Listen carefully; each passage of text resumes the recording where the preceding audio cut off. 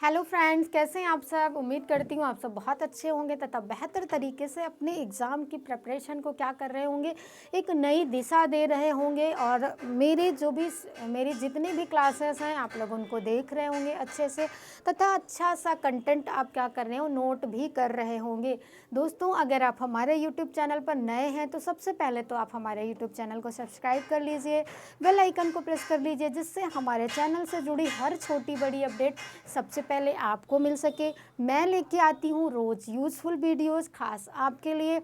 दोस्तों, अगर आप गृह विज्ञान सब्जेक्ट से किसी भी एग्ज़ाम की तैयारी कर रहे हैं तो आपको अलग कहीं जाने की ज़रूरत नहीं है, क्योंकि हमारे चैनल पर आपको फ्री ऑफ कॉस्ट सारा का सारा कंटेंट आपको मिलता है इजी एक्सप्लेनेशन के साथ। मैं आपको डेली क्लासेस प्रोवाइड करा रही हूँ बिल्कुल इजी एक्सप्लेनेशन के साथ। अगर कोई दिक्कत है, कोई क्वेरी है तो आप लोग कमेंट कीजिए, मैं उस टॉपिक पर भी आपके लिए वीडियो लाऊंगी। और जो ये हमारी क्लास चल रही थी, ये स्पेशल रंगाई पे चल रही थी, यानी कि डाइंग पे चल रही थी, और हम लोगों ने प्राकृतिक रंग देख लिए थे। तो प्राकृतिक डाई क्या थी, नेचुरल जो डाई थी हमारी, उनका वर्तमान में प्रयोग नहीं हो रहा है। जो यूज़ हो रहा है तो किसका हो रहा है, सिंथेटिक डाई का हो रहा है।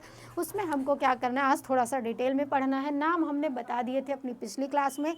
अगर आपने पिछली क्लास नहीं देखी है तो सबसे पहले आप उसको देखिए, उसके बाद में ये क्लास आपको अच्छे से समझ में आएगी। आइए बिना देर किए स्टार्ट करते हैं। तो सबसे पहले अगर हम बात करें तो सबसे पहले एक डाई हमारी आती है जिसको हमने क्या कहा था, प्रत्यक्ष। और इसी को क्या कहा था, डायरेक्ट डाई। ये आप इंग्लिश वर्जन ही तैयार करिए, आपके लिए ज़्यादा बेनिफिशियल होगा। क्या है, प्रत्यक्ष, या इसी को हम क्या बोलेंगे, डायरेक्ट डाई बोलेंगे। तो सबसे पहले अगर हम इसके बारे में बात करें तो इसके अगर अन्य नाम देखें, क्या नाम देखें, अन्य नाम, मतलब किस नाम से इसको अन्य नामों से जाना जाता है। तो एक तो इसे सॉल्ट डाई कहते हैं, क्या कहते हैं, सॉल्ट डाई कहते हैं। दूसरा जो इसका नाम है सब्सटेंटिव डाई के नाम से क्या किया जाता है, इसको जाना जाता है। और ये होते कैसे हैं, तो ये क्या होते हैं, ये जल में कैसे होते हैं, तो आप बोलेंगे मैम कि ये जो डाई है ये जल में घुलनशील होती है। जल में घुलनशील होते हैं। ये जो डाई है, ये जो रंग है, ये क्या होते हैं, जल में घुलनशील होते हैं।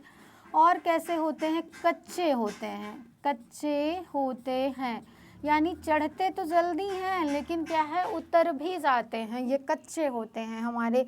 और अगर हम इसके बारे में बात करें तो चमक कम होती है। चमक इसमें कैसी होती है, चमक कम होती है। ये किए किस पर जाते हैं, तो ये सेल्यूलोजिक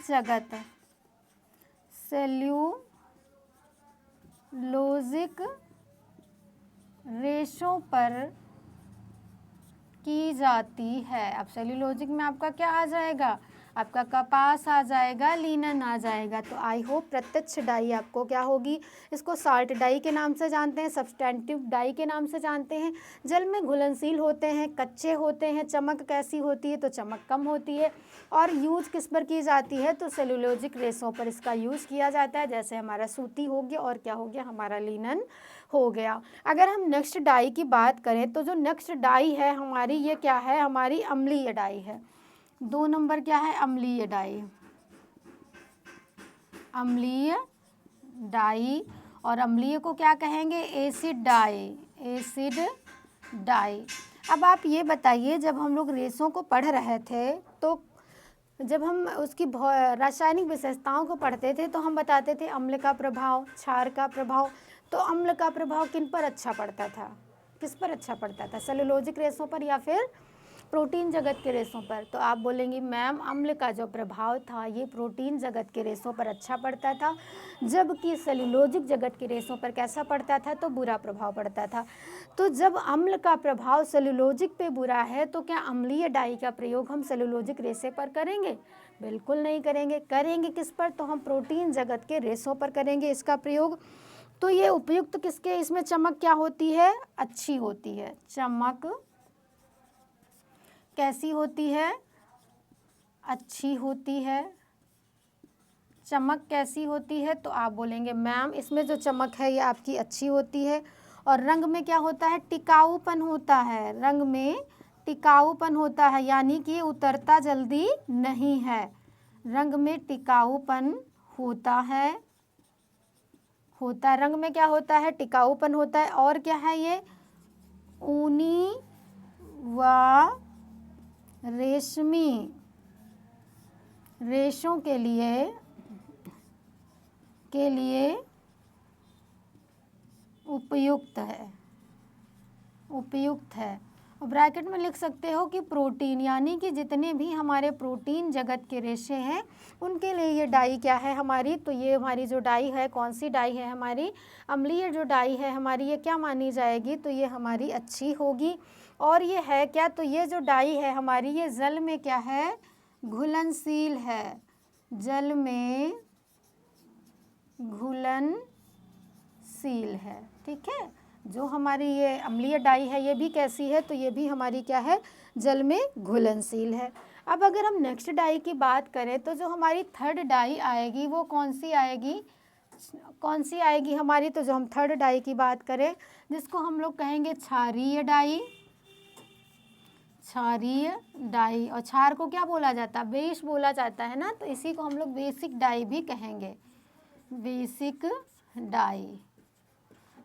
डाई भी कहेंगे। अब ये बताइए क्षार का प्रयोग किस पर अच्छा होता है, क्षार का प्रयोग किस पर अच्छा माना जाता है। हम लोगों ने रेसों में पढ़ा था ना कि अम्ल का प्रभाव हो गया, क्षार का प्रभाव हो गया, तो क्षार का प्रभाव मुझे लगता है सेलुलोजिक रेसों पर क्या था, अच्छा था। तो इसमें क्या था कि इसको जो सबसे पहले इसके नाम देख लीजिए, तो कार्बन नमक या कार्बन चमक के नाम से इसको जाना जाता। अगर हम अन्य नाम की बात करें, कार्बन नमक या कार्बन चमक के नाम से, चमक, ठीक है, अन्य नाम क्या है, कार्बन नमक या कार्बन चमक के नाम से ये जाना जाता है। ये है कैसा, तो ये भी हमारा जल में घुलनशील है, जल में कैसा है, तो ये घुलनशील है, जल में क्या है, तो हमारा ये घुलनशील है। और किसके लिए उपयुक्त है हमारा, तो जो ये है इसमें रंग कैसा होता है, रंग पक्का होता है, रंग पक्का, चमक भी कैसी होती है, तो अच्छी होती है। और ये यूज़फुल किसके लिए है, तो सूती व लिनन के लिए, सूती व लिनन के लिए उपयुक्त है। यह मुख्य रूप से किस पर प्रयोग की जाएगी, उपयुक्त इस पर की जाएगी, ऊनी रेशों के लिए अच्छी नहीं है, रेशमी रेशों के लिए अच्छी नहीं है। क्यों नहीं अच्छी है, क्योंकि मुझे ये पता है जो प्रोटीन जनित रेशे होते हैं क्षार का प्रभाव उन पे कैसा पड़ता है, बुरा पड़ता है, यानी कि अच्छा नहीं पड़ता है। और इसमें होता क्या है, अगर क्षारीय डाई में हम देखें कि रंग को और पक्का करने के लिए मॉडरेंट का प्रयोग कर लिया जाता है। किसका प्रयोग किया जाता है, तो यहाँ पर नोट करके लिख लीजिए, रंग को पक्का करने के लिए